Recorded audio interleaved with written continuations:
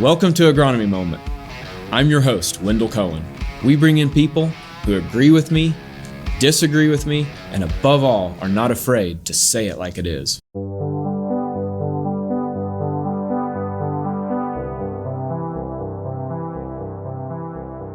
Welcome back, everybody, to Agronomy Moment. I am joined today with Kala Jenkins. She is a government affairs advocate working with Beck. And Kayla, welcome. Thank you for having me. It's fun being all the way here from Indiana. Yeah, that's right.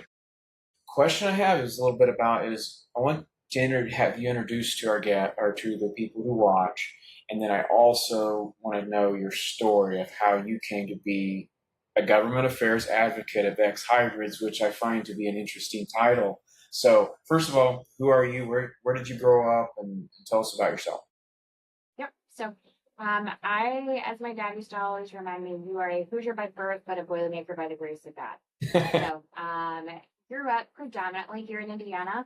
Have lived in multiple other states throughout my lifetime as well. But I come from farming background, so grew up on a livestock operation, and now have seen that family business transition to a hydroponic. So my brother and my youngest brother and my mom now have an 11-house hydroponic greenhouse system where they grow lettuce and basil year round, supplying about 4 different school districts and about 80 grocery stores today, from Lexington, Kentucky, all the way up to Indianapolis, Indiana. So I've had a wide, diverse background within agriculture from a personal perspective. But then also my career, Wendell, has been also diverse and has really helped me understand where I'm going today. Because I didn't start out policy. I come from a school that I graduated with 61. We had cornfields on all 4 sides of our school. We had Amish that would attend our football games. I didn't realize what policy was. I really thought I was going to become a veterinarian, and I'm here today. Yes. So now I want to bring this together because I'm like, okay, so how did you get this title? If this isn't. Yep. So my entire career, I have always fought for the farmer. Have always known that there needs to be more. Like how do we do more? How do we be better? And so I've always lived the 4-H motto to make the best better. And so people used to joke, you don't kind of stay in your lane. You see more and you help. You're a servant leader. And so I got into this role probably, I've been here almost 3 years now. So probably about 7 years ago when I was with a former employer, and during the CARES Act, so COVID, back in the COVID time period, is when I really started to tumble into policy and realized that there was a need for this. And that there needed to be a need for advocacy, but really education. And so I have had many friends who have been part of the Beck's operation, but also my family grew up around Beck's here in Hamilton County. So Beck's Hybrids has been some way, shape, or form part of my history in some way. And I actually advocated for myself for this role. Okay. Yes. So in talking and kind of doing my research, I realized that they had several individuals that were trying to monitor and look at policy regulation, but it wasn't a full-time job. And so I pitched Tom Hooper and said, I think this is why you really need this. Here are these reasons. And oh, by the way, here's my resume and cover letter. And a year later, I get a phone call from Brad Fruth, Director of Innovation, and Tom Hooper saying, come in. We want to talk.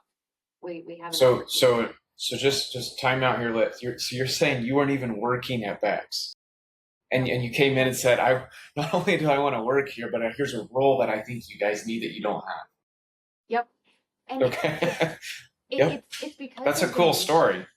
Yes. It's the mission, Wendell, to help farmers succeed. I have worked for several other companies before, and I'm grateful for that time. But I was at a point where I wanted to help farmers succeed. I didn't want to help a company's bottom line, or meet those hourly demands on anybody's schedule. I wanted to help my farmers succeed. And so some know me as somebody that gets stuff done. And so I saw an opportunity and I went after it. Absolutely. That's neat. That's really Now, awesome. it took a lot of conversation behind the scenes between Tom Hooper, Brad Fruth, and the family to really kind of think through, what do we want this to look like? And so when they brought me in, I can remember the first time talking to Sunny during a leadership team meeting and the interview process. And he was like, we want this to be different, want this, this is not going to be the standard lobbyist role. And I'm like, great, fantastic. Yes. You're speaking my Yeah. language.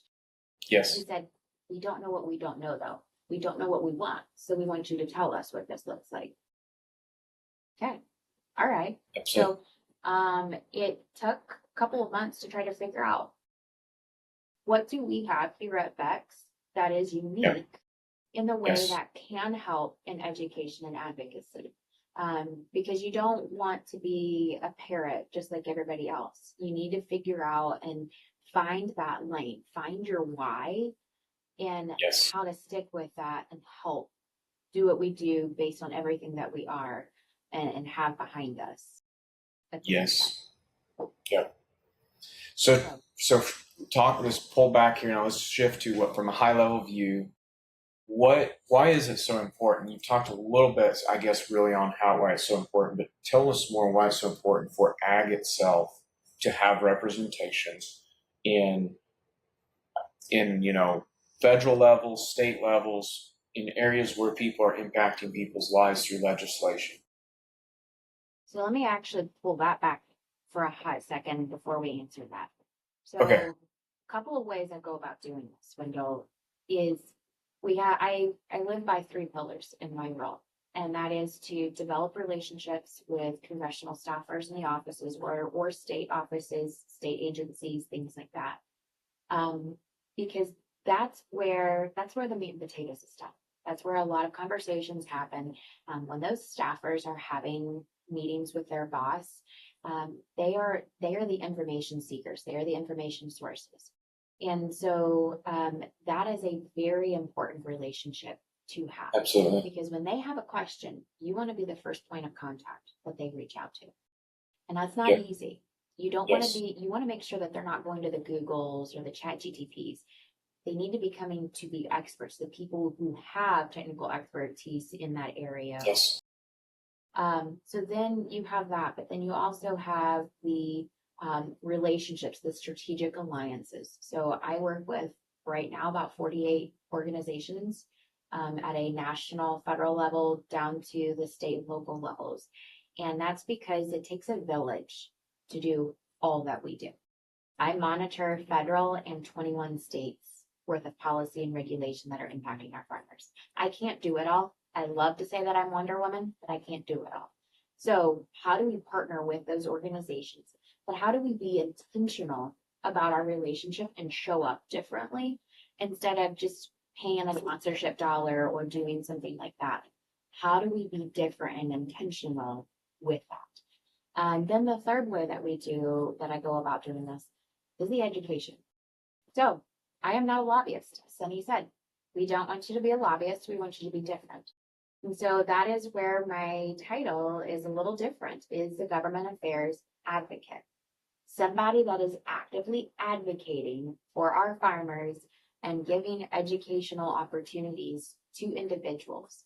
And so it can be anything from hosting a roundtable discussion with a House Ag representative, or it can be inviting congressional staffers out to Beck's Hybrids here in Atlanta, Indiana, and giving them an opportunity without media, without the pressure, to ask the questions that they've been wanting to ask, but also get to learn more about innovation through genetics and or equipment, get to learn about, what's impacting the farmers from an economic perspective and the back of the napkin math. So that's how I go about doing this. And why that is so impactful, state or federal, Wendell, is you consistently have individuals that are, um, they're, you have the staff that they are not treated like individuals. They're not treated like humans today. So a lot of times when you're going into an office in DC, those staffers are sitting there and they're getting yelled at left and right. This isn't working. This isn't right. You're taking our money from us, or you're taking our like whatever the issue is. It's not always positive. And so we flip the script and I go in and I'm asking them, how's your mom and dad doing? How's your dog doing? And it's because I'm intentional and I'm getting Yeah. to know them at that Yes. personal level. And the first couple of years that I've been doing this and working with those offices, they're like, what is this? This is totally different. Um, but I'm then asking them, what's important to your boss? What are you hearing right now? What's coming out of your constituents? What's on the block? What's coming up? And because I can go in there with, hey, we've got this new technology that's coming down the pipeline. Did you realize I can talk all day about that? But sometimes the the golden nugget is what I find out in those conversations, or what their boss has been getting from somebody else. And so how do we work with that? Because there's a lot of things that come up out of that. And so it's important to be present. It's important to be that individual that people can rely on and go to in a safe environment to say, hey, I have this question. I need to understand this. Or, I've had several congressional staffers that'll call me and they'll say, hey, our boss is getting ready to go into a meeting with so and so. What do we need to be thinking about? Like, hey, we know you're going to cut through the noise. What's going on with the farmers? What's going on out in the countryside? What do we need to be thinking about and asking and pressing? Because they know that I'm not after a bottom line. I'm after my farmers, just like a few other Yeah. people. Yes. That makes sense. So you're starting to paint this picture of what you're doing in and when you're in these places, because that was my next question actually is what just I don't know if it's a day or it's a week or it's like a period of time. What does your days look like when you're actively there? Oh, that's a funny question. What do my days look like? No two Like do days you are ever the same. so do you start out like okay, so you go to a hotel, you fly out there and you're at a hotel and then you go and do you eat It breakfast with depends. some people and then you go and have lunch and Yep, like it I like that depends. I like that whole painting and all the colors. Yep. Yeah. Yep. So it depends. And that is a saying that we say a lot here in agriculture. It depends. So Yes. there are some days that I just go out and back in a day. I'm blessed with directs from Indianapolis to DC. And so I will be on the 6 a.m. flight and I'm not getting back into Indy until almost 10 p.m. Yeah. But some of those days it'll be a breakfast. I roll off that plane in DCA and I'm meeting up with somebody for a quick coffee. Where are we at with this issue? What's going on? Oh, by the way, here's this. We're kind of looking at this. What's on the horizons with labor? Let's think about H2A. It might be Yeah. H2A. Yeah. But then it's scheduling a couple of different meetings within some of the congressional offices, or it might be scheduling meeting inside the White House or USDA. I'm talking about. So it's a hodgepodge of also what's happening. And so that may also change. Like I can go out to DC. There's been a few times here lately that I know within a week, hey, okay, by the way, I need to make a quick run out to DC.